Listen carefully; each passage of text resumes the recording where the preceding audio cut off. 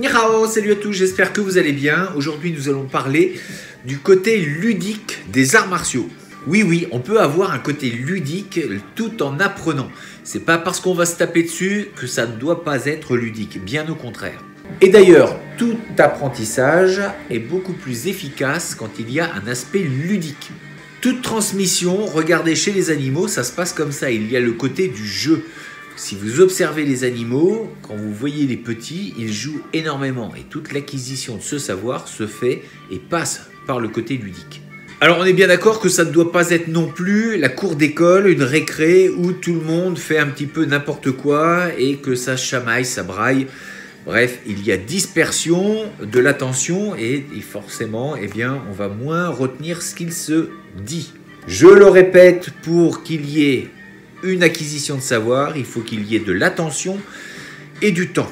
Si vous êtes à un cours pendant 2 heures mais que vous n'avez aucune attention, le résultat est nul. Même chose, si vous êtes très attentionné mais que vous êtes attentionné sur 1 minute, et ce qu'il y a derrière ce côté ludique, c'est l'amour des choses. Si vous aimez, vous apprenez beaucoup mieux. Parce que justement, votre attention, elle est à 100%. Oui, quand on aime, on est attentionné. Et c'est pas parce qu'il y a le côté ludique qu'on ne peut pas être sérieux. On peut être sérieux sans se prendre trop la tête. L'idéal, c'est de pouvoir alterner entre du sérieux, être concentré vraiment sur des choses et des aspects bien particuliers, et puis d'avoir ce côté ludique à travers des ateliers et des exercices qui viennent interférer un petit peu dans ce sérieux. Et puis s'il y a sérieux dans le travail, ça ne veut pas dire non plus qu'il faut se prendre au sérieux. Car je le rappelle, nous ne sommes pas dans des situations réelles. Lorsque nous sommes sur un tatami, nous ne sommes pas dans la rue.